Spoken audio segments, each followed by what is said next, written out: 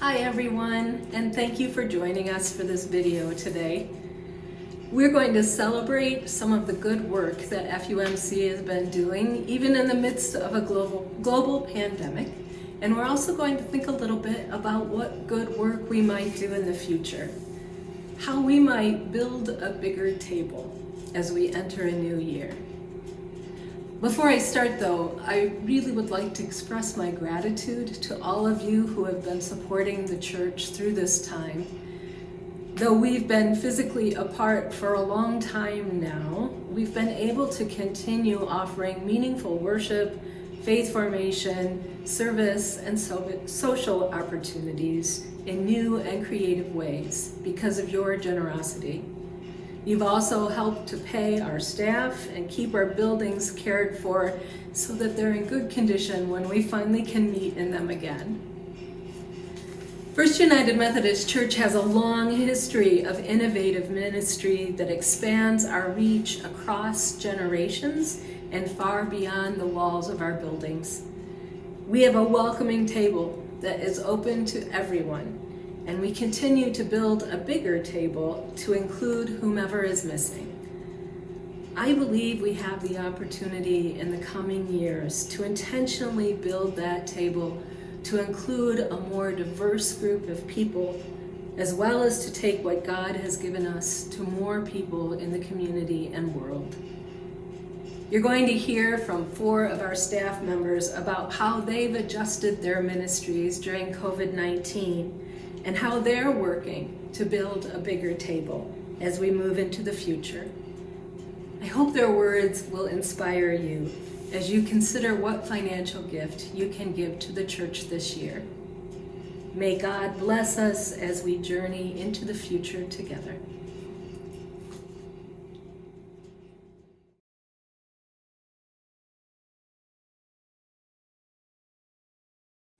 We are providing fun, engaging, and live programming every Sunday at 9:30 a.m. During this programming, we're teaching the kids the same lessons being shared in Nancy and Nick's sermons and children's time moment. This way, families can truly grow their faith together. And after that presentation, we break out into live age-specific small groups where children and their amazing small group leaders engage in further discussion of the story and connect with each other.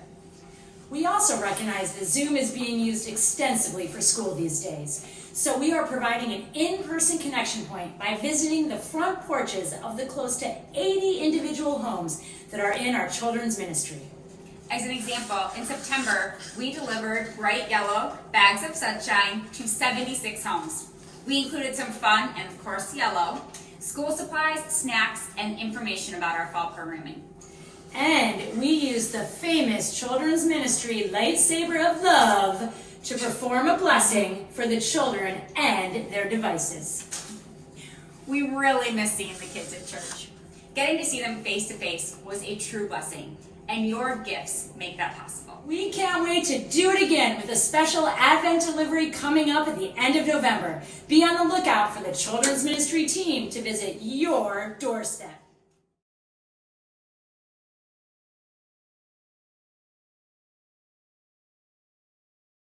One of the first ways I adapted because of the pandemic was to deliver thank you notes to all children's ministry small group leaders instead of mailing them.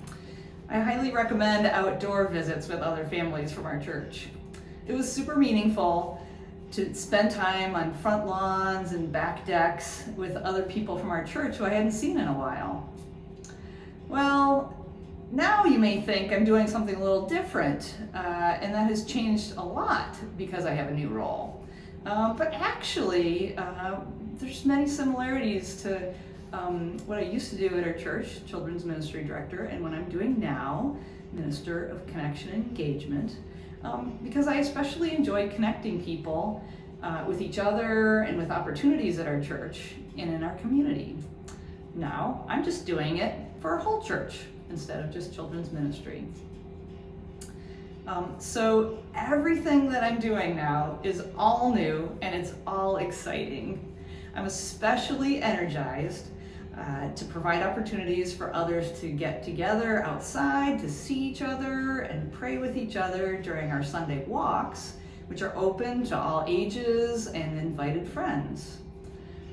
I've also been collaborating with the Adult Small Group Initiative Planning Team, led by Jeff Mortimer and Wendy Payne and Debbie Houghton, to make adult small groups a reality. I've also been energized to laugh with people and hear really interesting stories during Zoom happiness hours. I'm even learning how to connect with people on Facebook.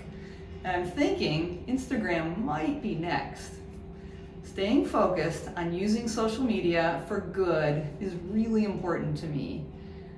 And I've been reading a book. This title is Social Media to Social Ministry, A Guide to Digital Discipleship. The author is Nona Jones, and her job title is Head of Global Faith-Based Partnerships at Facebook. Who knew that job would have existed 5 years ago? One of the things that excites me about my ministry as we move into the future is a small project that's in the works to create an online church directory that will provide a way for everyone at our church who opts in to care for and connect with each other in meaningful relationships. A bigger project coming up that I'm looking forward to is forming a team of volunteers who will work together to help guide people along their spiritual journey. New folks, people who've been around for a while but are looking for deeper ways to connect, or people who are more mature in their faith and how they can help each other. Finally, I am most grateful to be a part of our whole church and our whole community as we figure out what FUMC looks like in the future for those who are here now and for those people who we don't know yet, who will call our church home in the future.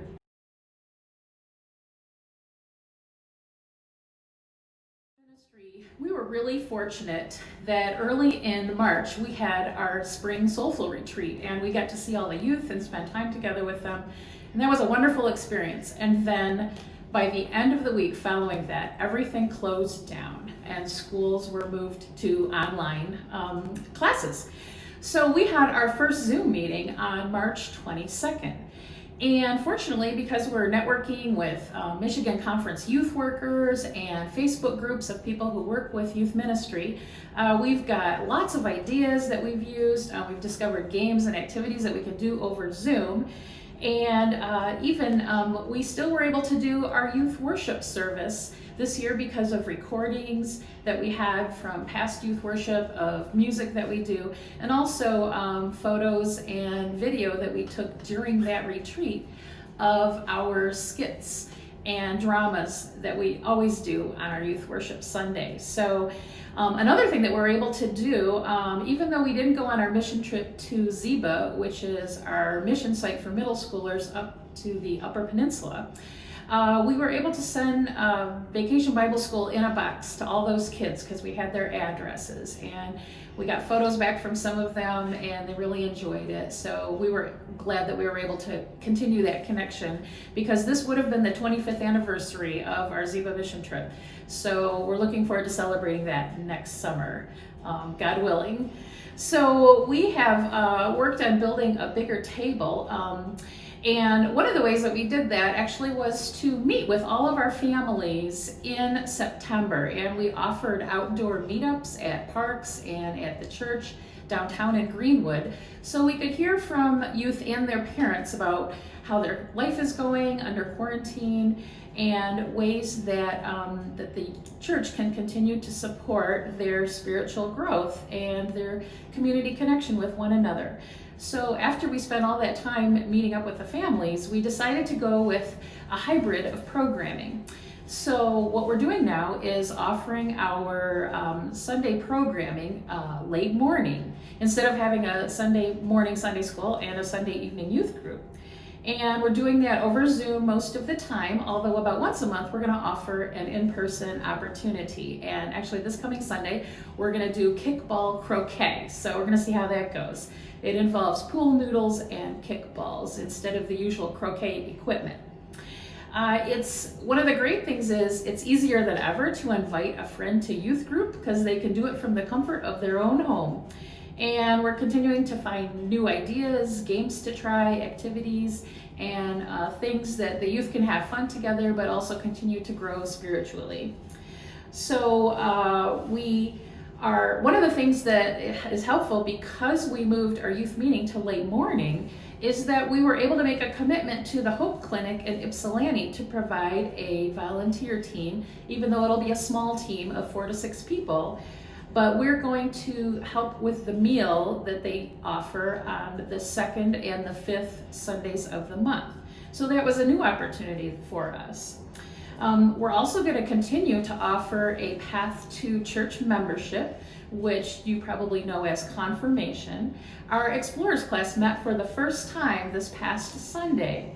And that is, Explorers is our class. It's the foundation of our faith that we offer to the 7th and 8th grade students. And at the end of the 8th grade year, we celebrate their time to join the church. And this year, we did it for the first ever outdoors at the tent downtown. So that was a great time to finally celebrate that achievement with them and their families.